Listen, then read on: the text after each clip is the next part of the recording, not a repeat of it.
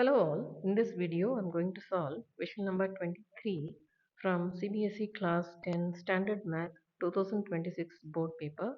The question paper code is 30/5/3. The question 23 says a bag contains 25 balls. Some of them are yellow and others are green. One ball is drawn at random. If the probability of getting a green ball is 3 upon 5, then find the number of yellow balls.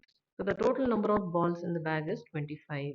Let the number of yellow balls be y and the number of green balls be g. The probability of getting a green ball is given, that is P of g is equal to 3 upon 5. That is g upon total balls is 3 upon 5 and total balls is 25, which is equal to 3 upon 5. G is 3 upon 5 times 25, which is 15.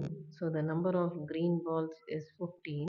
So the number of yellow balls is total balls minus 15, which is 10.